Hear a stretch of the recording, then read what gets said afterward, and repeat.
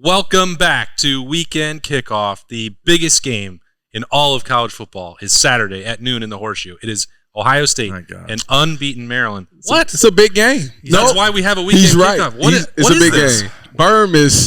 Berm is not buying into the Terps. Listen, if you're negative on this panel, you're kicked off. I buy into the fact that it's a big game. He doesn't. What did I say? Being sarcastic. We're here for Weekend Kickoff. It is brought to you by Bryant Heating and Cooling Systems, and we wouldn't do it if it wasn't a big game. We don't do it every week, Berm. I think it's a big game. It's a huge game. This guy has zero respect for the Turtles. What in the world? I think it's a big game. Do you feel that way? This is Zach Boren. This is Tyvis Powell, and that's the hater, Jeremy Birmingham.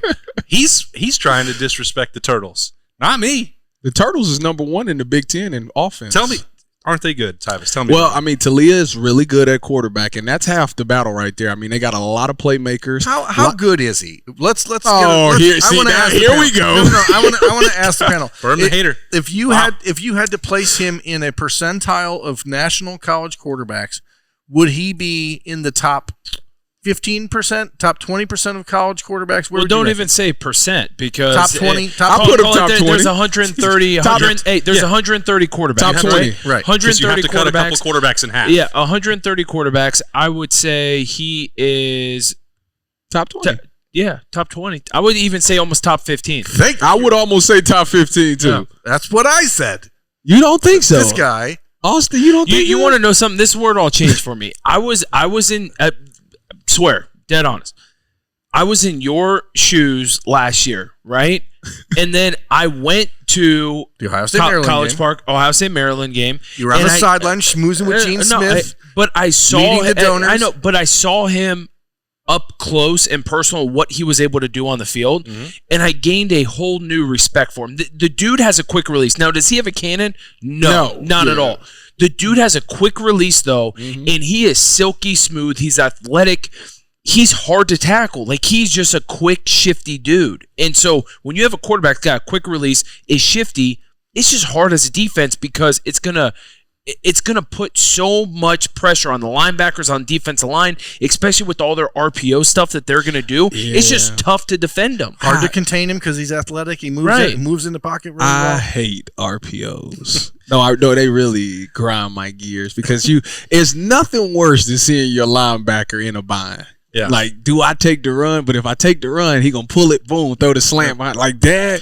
But it also slows the pass rush. It does. You know what I'm saying? No, it does because they have to they play stop run. and then they try to jump up to get, and they never get there. So yeah, it's gonna be a very interesting game, and for you to feel like it's just gonna matter. Listen, I know the spread is 18.5. Whoa, why is everybody turning this on me? me? Bird said it was you. Because we've seen it all week. This is not. When did it go to 18.5? Wasn't it 18.5? No, it was 19.5, and it jumped up to I think 20 or 20.5. You know what? It's fluctuated between 21 and 18, depending on the hour. It's never been less than 18 that I've seen. No. And it has been as high as 21. It's 20 right now on the head. Going back up. Wow. So last year. Vegas is disrespecting the Terrapins?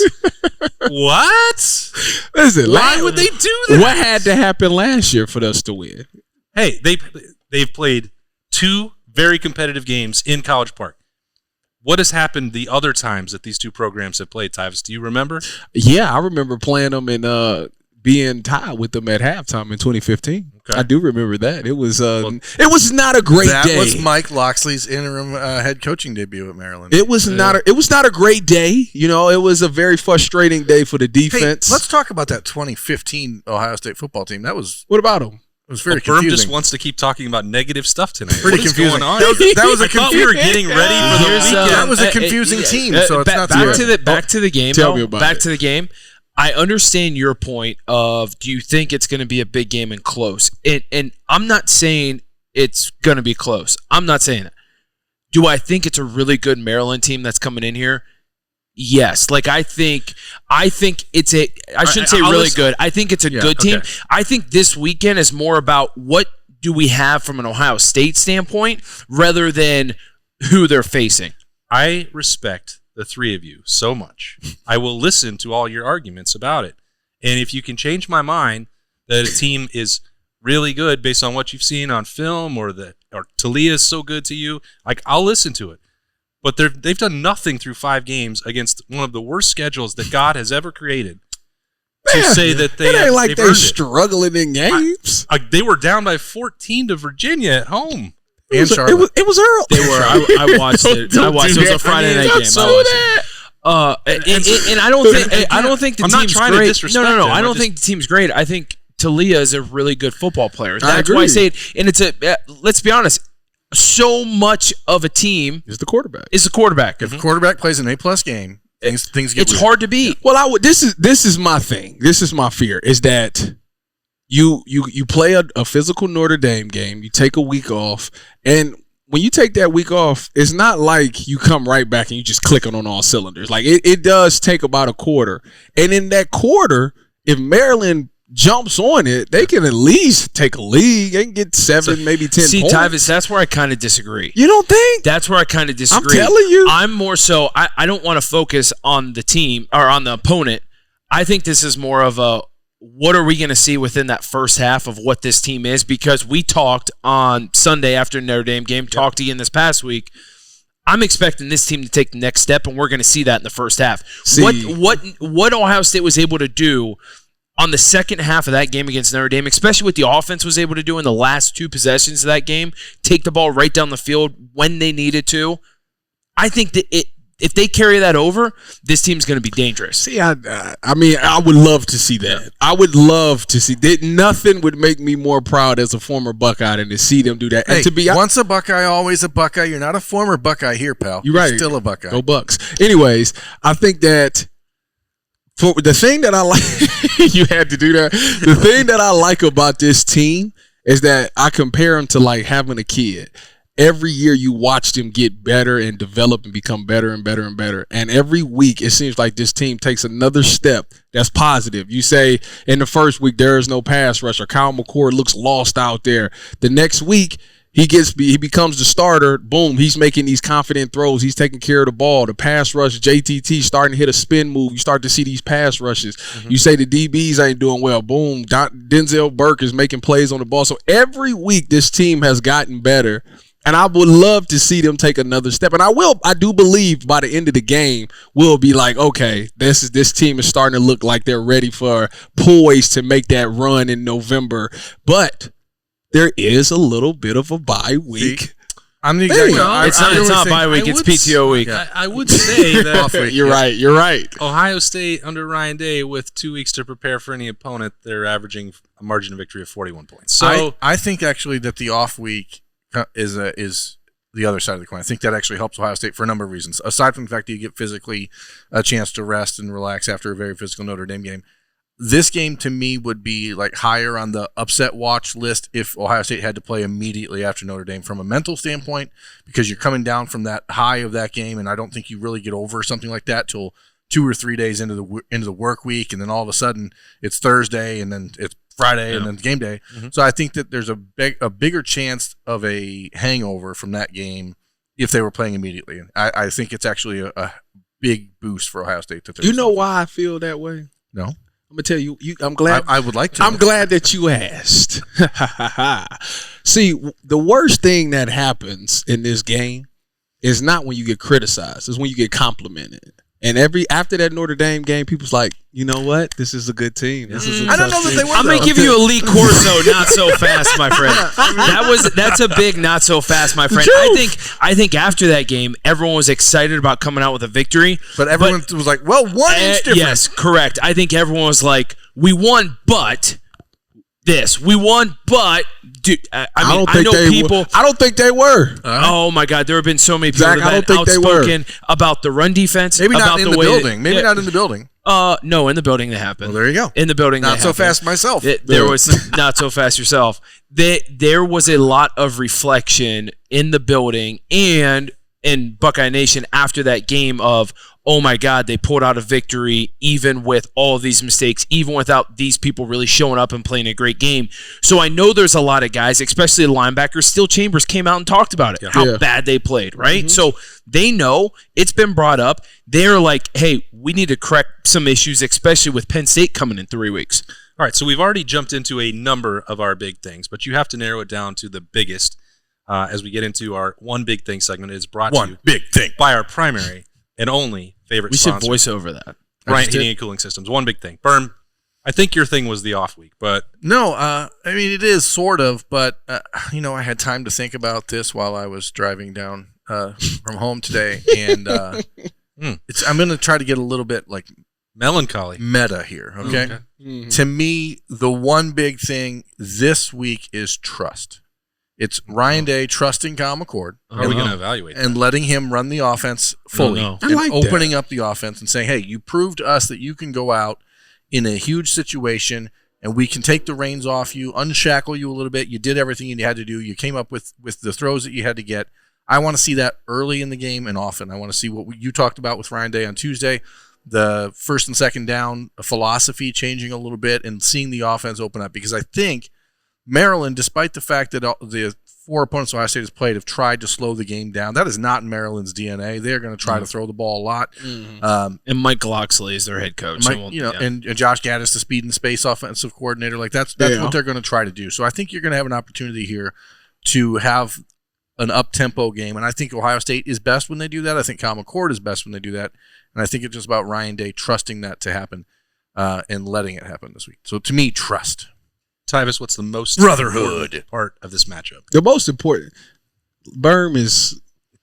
He's trying to rattle you. He is, but I'm not gonna let him get to me. He's an enigma, you know. One big thing. He's here to test me, but he's not gonna do that. Well, he is testing you, but you're passing it. The most important thing in this game to me is the defensive line. And why do I say, well, obviously I say it for a number of reasons, but we all have respect for Talia as a quarterback. The only person that can really affect that quarterback is a pass rush. And, it's getting better, but it still isn't quite, the sacks. And I think I talked to one of y'all that was like, sacks is not going to happen in today's football because these quarterbacks are really good. The leading sack master in the Big Ten, and the Buckeyes are the worst team in the Big Ten with only 5 team sacks. The highest individual sack total in the Big Ten right now is 2. Okay, so can I finish? I'm just saying it's not. Thank you. It's not a statistic that has a lot of. I appreciate value you right for but pointing that out. But teams have twice as many. Sure, two. Can I finish? 2. Can I finish my point? Can't finish. Thank you. We got Ross Perot. So it's not necessarily about the sacks. This is where I was going. It's not necessarily about the sacks. Yes, it's about the pressure. But it's about the pressure, and it's about getting your hands up and matching the ball because that RPO thing is real, and they have a chance to stop that by just getting their hands up and matching the quarterback. So to me, it has to be that D-line. It's the most important thing. Is that on the outside? Is it on the inside? Well, if you can get the inside pressure, I mean that kills everything. That stops everything. Is that what you want against a guy like Talia? Yeah. Because that allows him to hit the because the worst thing for a quarterback and a running back is the pressure coming directly at him because that's something that's not expected. Okay? Usually quarterbacks like to step up to avoid the sacks. But if it's in your lap, then if you go out, you got guys on the edge that got some speed to them, a little bit quicker than the defensive tackle. Last year, I thought Talia hurt the Buckeyes by getting to the outside and extending plays that way. I don't think that's going to be a problem this year. Well, I hope. Part of the reason he got there was because guys were not actually trying to tackle him in the backfield. So, yeah. What's yours? One big thing. I thought I agree with Tyvis that it was going to come down to pass rush. You're a smart man. Tyvis is one of the brightest people that any of us know. So he's right about that. I don't want to belabor the point. I do believe that the pass rush, you can find any metric. You can say that they've been successful. They're creating pressure. They're not giving up points. Like that's all fair. I can't argue against it. The sack totals are low. The individual win rate percentages are lower than they should be for Ohio State. I was only comparing it to some other teams, namely Penn State, which has been the best in the Big Ten at that, and seeing like how much more room is there to make up for that. I think some more creativity is required. I don't want to talk about the rotation again over and over, but I think that Jack Sawyer and JT Tuimoloau are so similar that if you're going to spark the pass rush, that maybe Caden Curry and Kenyatta Jackson need to be more involved in that rotation on the edge to give you something different, more of a pure straight ahead, pin your ears back and go threat there. If I'm wrong about that, so be it. I mean, I'm not slighting Jack Sawyer's ability or JT's. They're both really, really good Big Ten defensive ends, but I just think they're doing two things that are the same. And part of that is like watching Zach break it down on Buck IQ and thinking that maybe there's something else that they Well, can tap especially a into. week like this week when you have a quarterback who's smaller. We've all seen him. He's small. He's shifty. You can't have a bigger bull rush power guys on the edge because I agree with Berm. Last year in this very game, we got burnt on the outside. Like early on in the game, he was doing a lot of stuff with his feet. And I'm going to call him Lil Tua because Tua Tito. I'm going to call him Lil Tua, though, and I have all week. That's not a knock on him. It's because I've got a lot of respect for him and him saying me saying Lil Tua is like, he reminds me of his brother. He really does. And when he gets out of the pocket, especially not forward, but outside, is when he's the most dangerous. And that's when Tua's the most dangerous. When he gets out of the pocket on the sides, and when you've got two bull rush guys, and I think JTT is more athletic than Jack, but when you have those guys that are kind of stronger, more physical dudes, once he breaks contain, you're in trouble. Like you need some guys like Kenyatta Jackson, like Caden Curry that can run, that are more athletic than those guys and able to track them down. But we could go on and on about that. Yeah, we don't have to. My biggest thing is it goes back to Kyle McCord.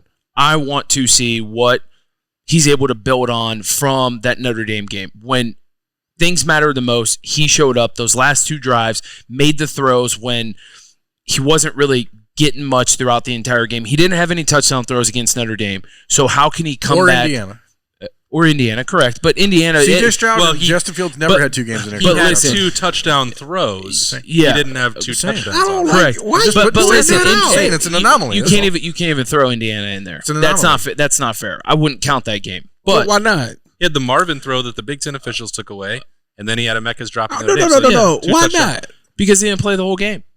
How many series was Devin given? I think they had 7 series total, and Devin had 3 series. So he only has 4 series in a game? I believe so. I think they only had 7 series against Indiana. No, they had 10. I think it was 6. No, it was 6 and 4. Okay, whatever. Here nor there. He didn't get them all. That's He your didn't get point. them all. That was my point. He barely got half. He got 60%. Right. Right? So that's why... It's not all. That's not all. Nowhere close to all. So It's 40% off. yeah, from my standpoint is he's got to come out, throw some touchdowns, because in order for this team to be successful against Penn State, against Michigan, at Wisconsin, Kyle McCord's got to be able to continue the confidence and being able to throw the football. All right, we still got our hottest takes brought to you by Bryce. What is going on over here? I don't know. You had a long drive down from Toledo. It was really stressful because it was raining the whole time, and there was a lot of construction, a lot of accidents. I was just like, I just want to get out of this car, and then I did, Yeah. and here I am. But you got a fast car. You should have. What am I, Tracy Chapman? Look, you should have. Driving a Jeep. I'm not driving a fast car. Anyway, I got a ticket to anywhere.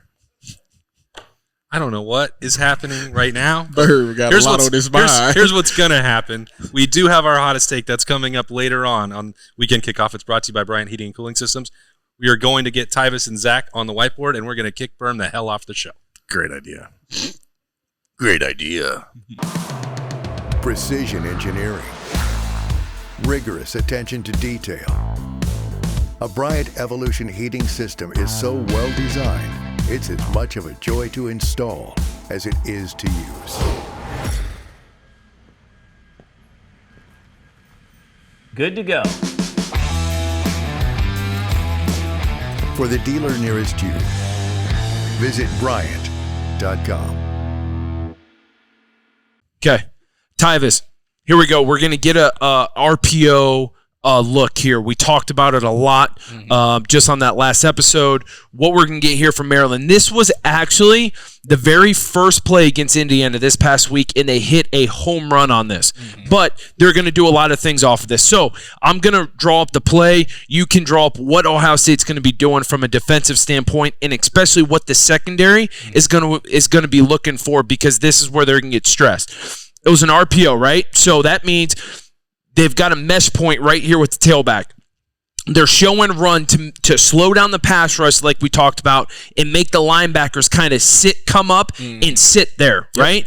Well, here on the back end, these guys have a close they're close together. It's kind of a bunch set over here, right? To create confusion between the nickel and corner.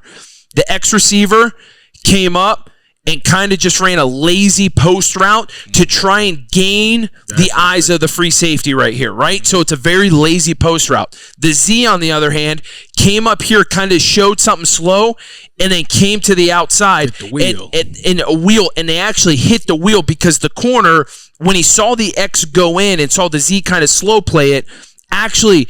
Well, I lied. The nickel came here and sat on this, and the corner went running with the X. Knowing it probably some kind of cover 3 look, like, hey, this is my deep guy, got free safety on the inside.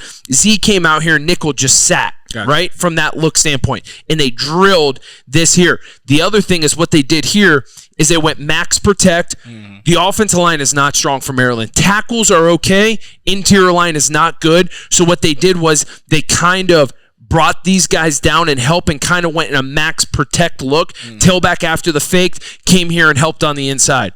Well, what happened here is what did the U do? Took an inside release, right? Get the eyes of this guy, stress him, and kind of run a lazy flag route out here to the bottom. Okay. What it does is now the free safety is stressed, right? Where's he help here and here? You have a corner who's dipping there, but it kind of freezes everyone. So now Tuolito, we'll call him, is there. RPO fake now has a ton of time, right? And the other thing this does is when they go max protect and corner starts dropping with this 12 personnel, this other tight end, what it also does, now it frees up the edges. Look where our edge defenders are. They're if the nickel drops, guess what? No one is over here because the corner goes with the post route.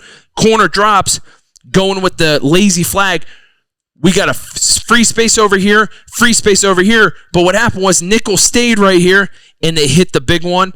And I actually think it went for a touchdown the very first play of the game. Cool. So as a defense, what are you looking for? How do you defend this? So I'm going to defend this out of 2 different coverages because you can get caught in 2 different coverages with this. So the first one we're going to do is we're going to go with just the basic man-to-man principle. So obviously if we're in cover 1, you got your post safety right there. In this situation, anytime that 2 receivers is close and bunched like this, you have to work with each other. When you say work with each other, what does that mean? That means that you both play off. You want to play about 6 to 7 yards off the ball, and you let these routes declare because the nickel's going to take the inside piece, the corner's going to take the outside piece. That separates a lot. As long as y'all both are on the same level and got space, it should declare. You should be able to pick up your guy. So if in this situation right here, the nickel will run with this, the corner would take that. On this right here, this guy that he has this responsibility is the edge. This Mike is responsible for this gap. Typically, when you watch a defense line up, they typically put linebackers over their gaps and they put the D line in the gaps that they're responsible for. So if you're looking at this picture, you got this gap, he's got that. This Will is responsible for this gap. This guy has to hold this spot right here. Now we're going man to man on this one right here. The corner is responsible for this guy. This safety technically will be responsible for this Y that's in the back right here. So this is going to take very disciplined eyes from the corner because if he's going to come down and show block, and first of all, as a DB, when you see a tight end, you're already thinking to yourself, I'm good on the cover shot. He's not going to outrun me. He's probably going to try to box me out or something like that. So you have to have disciplined eyes and make sure that he doesn't sell the block. And if he does decide to down block, you want to be typically a tad bit slow so you can make sure he clears before you take off and go up the field. But in this situation, he's releasing, so this corner is going to run with it. On the edge, you say the question is, what do they have on the edge? Well, this guy is responsible for this. So when he sees this down block, he's triggering anyways. Because if this happens, if they did run the ball for it, let's just say they ran the ball for this, he would trigger this gap right here. This U would take him, and then he would crack replace off of this. So now that this U is not there, there won't be any edge setters. This guy will sit on the edge and wait for it to come out if they decided to run the ball. But as a cover 1 standpoint, everybody's matched up. Once they realize that it's passed, these guys will get back in their zones and be back there for that. That's on the cover 1. The other thing, I love cover 1, and I love that you went here first because I think we'll see a lot of this weekend. Jim Knowles is known to play man coverage, to be aggressive. Here's one thing why you like playing man when you are playing a quarterback who's very athletic. If you've got corners or DBs that you can trust playing one-on-one, which I think we can all agree. Yes. Denzel Burke, OGB, Hancock, Sonny Styles, all of them can match up with these guys and be able to run with them. Yep. So they're not worried about that. You still got your free safety. Well, what happens is you've got these guys circled up. You've got your corner and your strong safety circled up. Now what happens is your two linebackers got you on the quarterback or on the quarterback and tailback, right? So now what happens is if tailback stays in the block, the Mike linebacker's green dogging, right? But the other thing it does is instead of dropping these guys in pass coverage, you see so many athletic quarterbacks be dangerous because what happens? Guys are covering guys that got their backs to the quarterback. Yes. Next thing you know, he takes off. Yep. What happens in here is you got me. If the tailback goes back this way, it's a trade. Yep. Will takes him. Mike now has a quarterback, right? Has the spy. You almost have a spy built into the defense. Tailback goes this way. Mike's got him. Yep. Now Will's got the quarterback, right? So now instead of covering guys and having your back to the quarterback as these guys run down the field, now you've got two dudes who are athletic and Tommy Eichenberg and Steel Chambers that are able to keep their eye on the quarterback and mirror him with whatever he does. Yep. Now let me give it to you from a cover 3 standpoint because it changes, but it's not that big. It's not that drastic in the change. We forgot the eraser tonight, so it don't matter. We good. We good. All right. So cover 3 standpoint, how it would change is this. So as a nickel, you got obviously as a corner, you got your responsible for thirds and you got your free safety in the post. This guy is the buzz player. So he will be responsible for all wheel routes. So he would end up taking that. This guy will be on top of this post. Obviously, we got a hook there. We got a hook there. This guy is a buzz player. He'll go down for the once he sees run, once he realizes it isn't run, he'll come back out here. He'll be underneath this, and this corner will take that the whole way. So now essentially you have 2-on-1 on that route. You got 2-on-1 on that route, and the nickel has the hard one on this one, but he has the sideline. He needs to push that towards the sideline and make sure that Talia cannot make that throw. That would be the biggest difference in that. Yeah, now this is where it worries me about cover 3, right? And this is just to tell the people at home when you're watching and you want to start cussing out the nickel because, you know, he messed up his assignment. This is exactly what happened against Indiana. What happens is, and why I don't love cover 3 in this look, is when you get the RPO run fake, right? This guy starts buzzing, right? Because he sees run. So what happens is he gets his eyes inside because this way he's looking at, thinking that it's a run, right? He's here to support on the outside. If Mike and Will get adjusted, he can be this guy to fill in there. Well, what happens is when he sees the run fake, he stops and gets his feet in the ground, right? And so now what this guy does is takes off, and as if this corner isn't great with playing with his eyes because we see this all the time, is that he will take this guy and then peel off, and that's where you see a great interception on the wheel route. But what happens is if the corner feels threatened by the X and the wide receivers can run for Maryland, that is one thing they can do. They're fast dudes. So if he gets down the field and the corner turns his back and doesn't see this Z, with the nickel sitting in here, this is where the Z is going to hit it over the top. But yeah, whoever this guy is, and let's say it's Davison Igbinosin on this one, he has to play with great eye. First of all, he shouldn't be up there anyways. It's a bunch formation. He should be 7 to 10 yards off anyway, so he should have the vision on the snap. He doesn't need to trigger right away because that's not his responsibility. But you're right, this guy will inch in there because he believes that it's wrong. Once he sees it's not, he is going to have to take off back there. But you're right, this play has already been declared. The most important person in this play is actually this guy right here. This corner has to trust that this guy, he can drop this post and know that this guy is going to be there. Who, if it's Lathan, if it's Josh Proctor, whoever it is, has to make sure that they play with depth and be disciplined enough. They shouldn't be going up anyways. So when they see this corner should be like, okay, he's running to the post. I can drop that, and then boom, he comes off and he robs that play.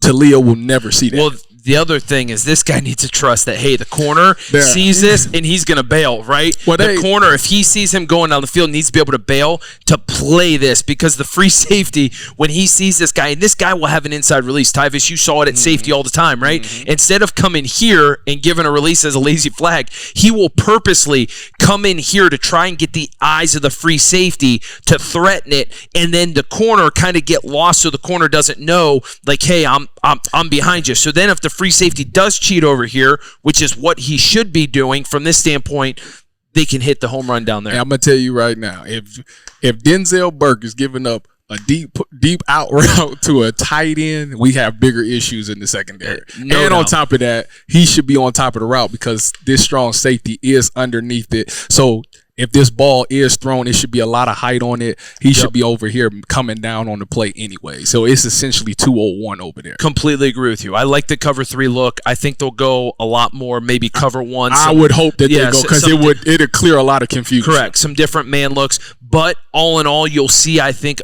a lot of this run fake, this RPO look from Maryland because it's going to stop the pass rush, and especially inside, these guys are not strong. So what you'll see is you want these defensive linemen to kind of get stopped in their tracks so they're not putting pressure. Well, if these guys do a great job of keeping him contained, I think Jim Knowles will be more like, okay, we can run man because I see that my D-line is not allowing him. But if they let him break pocket a lot of times and he's starting to pick up those yards, you have to play with zone eyes, and that's where the thing is. Here's another thing I think you'll see to wrap this up from a blitz package. We've seen so many times the defensive ends, right? They'll come up here, they'll get a wide rush on purpose, and you'll see a lot of games in here with the linebackers from a blitz package standpoint, right? And you see so much inside pressure. That look like Mohawk Eye. What you're going to see this week, I think, maybe a little bit different, and it's going to be a different look. What you're going to see is these guys coming inside. These guys taking in the inside rush, and you're going to see these linebackers taking an outside blitz look. They might show inside, buzz outside, thinking the tackle's going to go down on the defensive end. They're going to have a clean look. You've got athletic dudes that can run. Now as your contained guys, it's just a different look to give the quarterback and to bring pressure instead of from the inside on the outside. I mean, after having a week off and doing a lot of self-scouting, you got to throw a wrinkle in there, and that's something that Maryland would not be expecting. And you're right. Have better athletes on the quarterback, seeing that he's an athlete. No doubt. Well, there we go. There's our board talk with Tyvis and Boren. Let's see these guys execute these defenses on Saturday. Inspired design. Ultra quiet operation. To you, it's a Bryant Evolution cooling system. To us, it's the ultimate machine.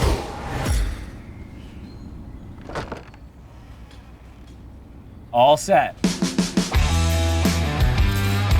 For the dealer nearest you, visit Bryant.com. All right, welcome back. Fantastic stuff from two of the great football minds that you're ever going to meet, Zach Boren and Tyvis Powell. As we roll along here, the final segment. You like that? Yeah, you're giving us good compliments. Was that good enough? Zach is unbelievable. I mean, he can do a lot of things. He has the most iconic picture in Ohio State history. I just want to be like him. I think if we've got great minds will turn in our resumes to Michigan State for the coaching opening. Wow. Right? Hey, you know who's not turning in a resume? Urban Meyer. That's where I was going. See, I'm glad you caught on to that. Thank you. Yes. All of us are much more likely candidates to coach the Spartans. I agree. And there we go. We got that out. When I saw that, I was like, who? And people believed it. Not in a million years. It would never, ever happen. For $1 billion, I think he. I still don't think he would. $1 billion? Yes, he would. No. Knowing him the way I do, no. He wouldn't do it. There would be no amount of money. I'll text him. Where are they finding all this money? We all can. Michigan State just canceled all of their NIL deals with their players, and suddenly they have $1 billion. Yeah, I'm not buying it. Anyway, actually, I think they got sued for $100 million today. Yeah, they did. Well, that's right. That's going to be. You have to keep paying for cheese cups in the press box at Spartan Stadium now. Thanks a lot, Tuck. Anyway, this is we're heading home with our hottest takes. Heading in, they're brought to you by Bryant Heating Cooling System, Ohio State, Maryland. Bill Landis has joined the show down here, by the way. Yeah. Hi. And you're going to kick us off. What's your hottest take about this game? So it has to be specific to this game. I'm gonna. It's weekend kickoff, so I would like it to be for this week. I had more of like a season-long hot take, but this can be the springboard for it. And you guys were talking about it. Put them both on. We'll crank up the heat. We'll turn it up. Yeah. I think Kyle McCord is going to be a Heisman Trophy finalist, and it starts on Saturday. I like we rolled him into one with him slinging that rock, chucking it all over the yacht, against Maryland.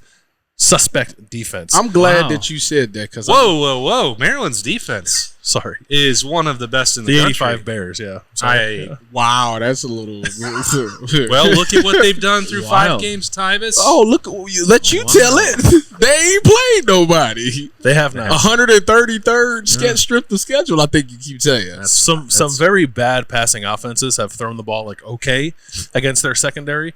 I think Ohio State's passing attack is very good and on the up. After the Notre Dame game, I think there's a lot of confidence in Kyle McCord. I think Ryan Day needs to give him the reins, what Burn was talking about earlier, let him throw it more. That's the way this offense finds its gear. So I think Kyle starts accumulating the stats you need because he's only got 6 touchdown passes. Caleb Williams has 21. Like, there's a big gap there he's got to close. But yardage-wise, he's there. He's not too far off in Yeah. yardage. Yeah, like efficiency is okay. But he needs to add to that. So you do it against Maryland, you do it against Purdue 2 weeks from now. So how many touchdowns? Do it against Penn State. How many touchdowns? Well, you he think has to do it against Penn State and Michigan, obviously, to get there. But I'm thinking that he will. Like I will buy all the Kyle McCord stock you want to give me based off what I saw at the end of the Notre Dame game. I just like his poise. I thought was incredible. He was not the most accurate quarterback in the world. He didn't probably blow people away with his arm strength, but I think he will. And now I know that he's got the fortitude. It's weekend kickoff. You can call it whatever you want. to operate in crunch time. Are we allowed to get off script real quick? Yeah, of course. Okay.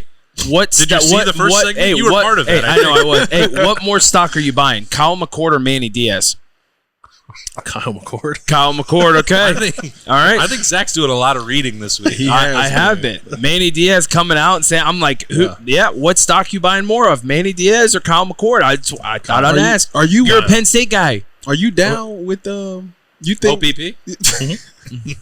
Yeah, you know me. Did you see what Manny Diaz said this week? No, what did he say? Oh, he was asked about Ohio State, and he said that they always are looking forward because they have a bye week this week, so they've done some PTO. Yeah, they've done some scouting on Ohio State, and he ended the question with, "I have a very strong opinion about Ohio State, and I'm not going to share it." Basically saying that he thinks He's got it cracked. they're terrible. We'll see. Well, I guess we'll find out. Yeah. Bill, what's the key to letting Kyle cook? Don't say that because the last time we used that phrase, it didn't go well. What are the quarterback. ingredients he you. needs to go into the kitchen and thrive in the passing attack? I think there were a lot of I don't know, like air raid concepts I thought in that Notre Dame game, like a lot of like mesh, a lot of like the was like Y over, like deep crosser. I think that kind of stuff. Just like do more of that. It's like the Dwayne Haskins offense, I think, is what Ohio State needs to kind of get into more. I just don't think they're a very good rushing team. I think they have the pieces for that to be a complement to them throwing the football effectively and dangerously. But I'm a little tired of seeing them try to like find balance and run the football in the way that Ryan Day like thinks they need to for some reason. Just throw it around, man. You get the best receivers in the country. You got a quarterback who's growing in confidence every week, who is also very talented and a former 5-star prospect. Mm-hmm. Let's lean into it. We've seen him do it before, right? And I get that it's difficult when Kyle's younger and he hasn't seen everything yet. Like, I understand that. But now he showed you he can do it on the road against Notre Dame. I don't think you should have any more reservations. Just let him rip it. I think that's interesting because it's not like Dwayne had a ton of experience. And by mid-season, it was like, well, he could do everything. Yeah, just let it rip. I mean, that's half the battle right there. Like, you get confidence. You know you got the playmakers. Just put the ball there and let them do what they do. It's really not that bad. Yeah, the difference is those guys had a running attack with guys that got downhill, that were physical, and we've said it for multiple weeks now, and nothing against Travion. I think he's super talented. Yeah. But I think this offense is so much better suited and will be so much more successful if you have Chip as the number one guy, just because of his running style, the yardage that he's able to get. Travion, he's got the home run, right? He's got it in him. Mm-hmm. But he's got too many 0, 1, and 2 yard gains in him. Whereas in Chip is more of a 4 or 5 yard kind of guy. Can break them. He doesn't have the all out speed that that Travion has. Mm-hmm. But he's still going to get you. I'm about to say, he still is. But him getting downhill the way he does is going to give you a lot more 2nd and 6s when the hole's not there compared to 2nd and 8, 2nd and 9. They got a lot of 2nd and 9s. Well, they had a lot against Notre Dame. And in the same, it's not like the offensive line is just fixed. I mean, it's still a work in progress. So, Travion has to deal with that. Chip Trainum obviously you can take you for that ride and pick up those 2 or 3 yards on contact. And with Travion, if he kind of is a speed guy, he's looking to get outside. The way the tackles is, you're replacing 2 tackles that still aren't 100% there yet. So he's getting a lot. That's why he's getting tackled in the backfield, because it's still a work in progress at those 2 tackle spots. And Bill, you wrote about this, I think, coming out of Notre Dame, but it may have been the week before. Like, some of the cause of 2nd and 9, 2nd and 10 is that Ryan Day is taking shots on first down. Yeah. And then running for 1 yard on second down. It's odd, and I guess I want your guys' perspective on that as players. Like, they were calling a fair amount of deep play action, like just shots on first down. Notre Dame had them all sniffed out. So all of a sudden, you're 2nd and 10, and I think they ran the ball. They had 15 second downs. I think they ran the ball on like 13 of them, and a lot of them were 2nd and long. Well, as a coach, are you just like trying to get to whatever you can get, like the 3rd and manageable, rather than try to throw it in that situation on 2nd and long? Yeah, you want to make it third. You want to make 3rd down as close as possible. But the thing about the play actions on first down is, if you're not running the ball successfully, like why as a defender do I have to respect that? Why would I respect that? Like, if it's a guy that's breaking them and being physical, getting 8 yards or getting a 20-yard gain, I'm gonna step up for that. But if you're not having a lot of success in the running game, why as a linebacker or as a safety would I bite on play action? They weren't. Yeah, I mean, my mind goes to 2 things, and the first one is, as a defender, 2nd and 10.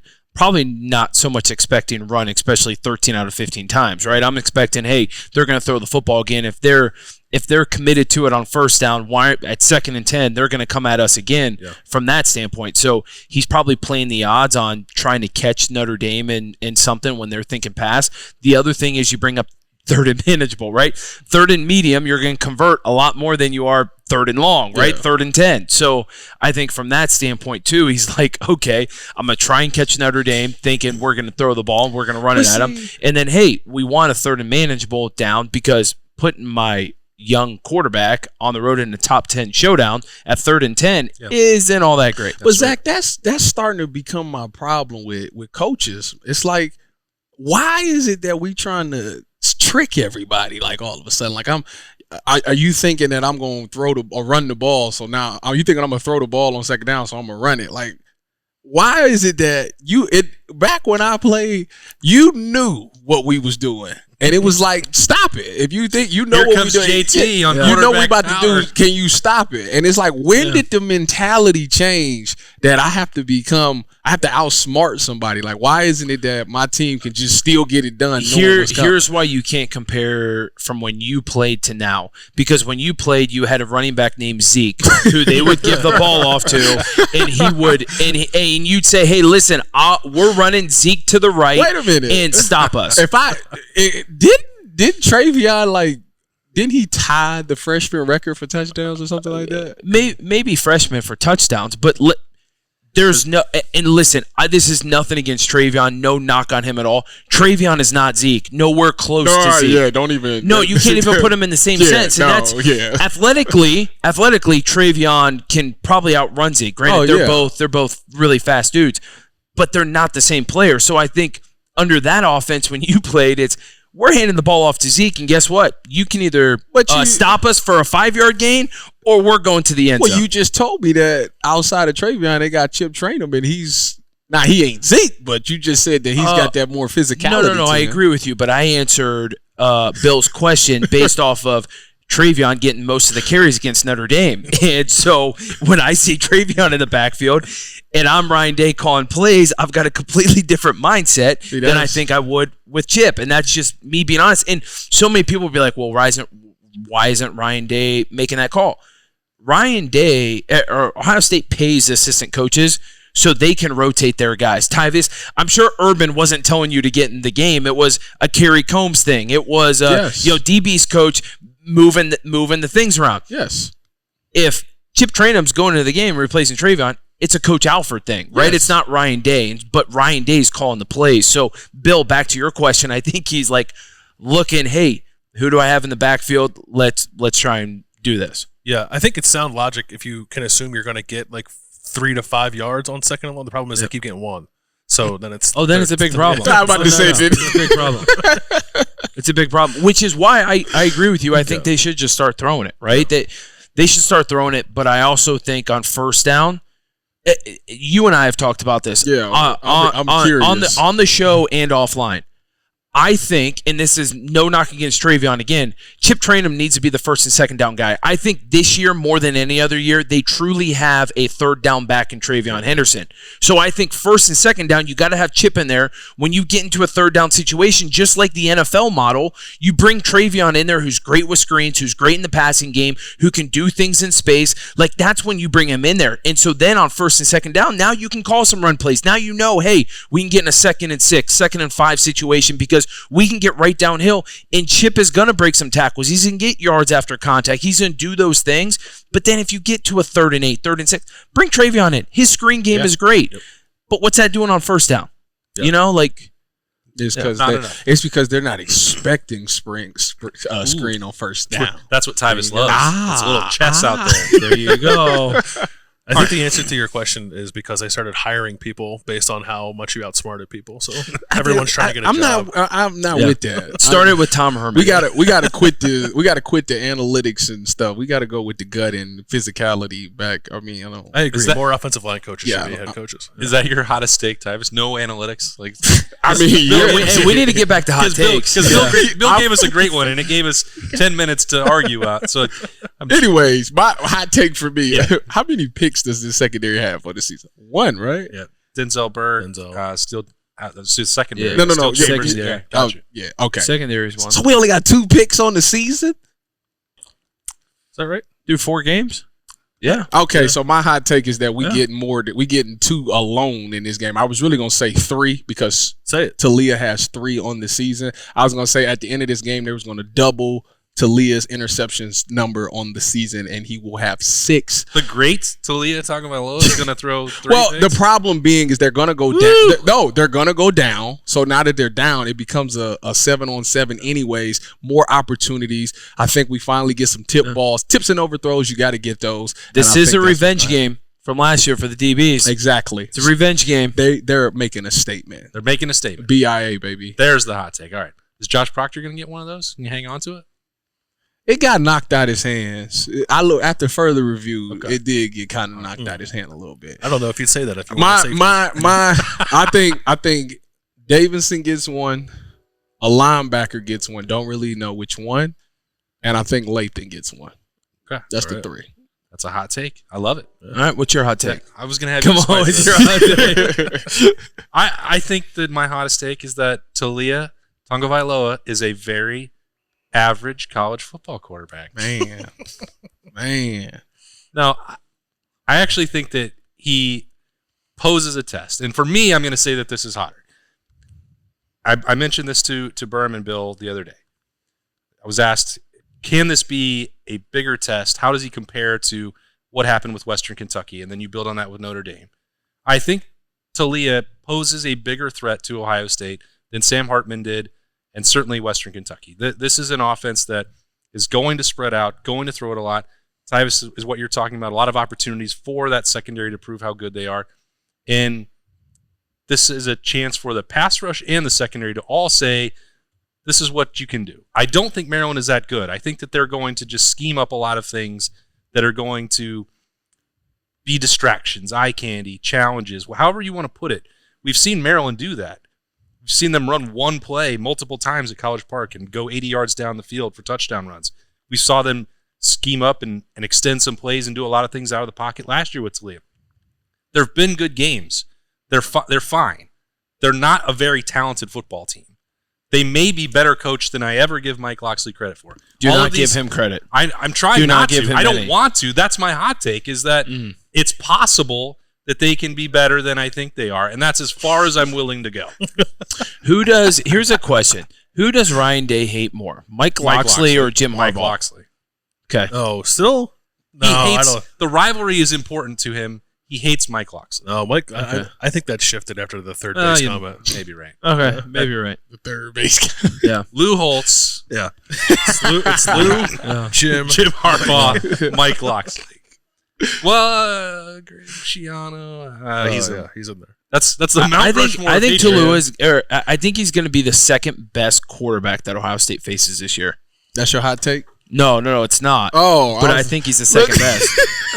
I think he's the second Wait a best. minute, hold on. That's the second best he I think all it's second year, best. All year. even if they go with CFP. No. Oh, you talking about just regular season? Just regular season. I That's- think he's second best. I mean, Who's first? That's not far fetched. JJ. I think Drew Aller's third. You I think think- Sam Hartman's fourth. That's kind of now that's Yeah. a little absurd. No, I think because he's able to do. That's a little absurd.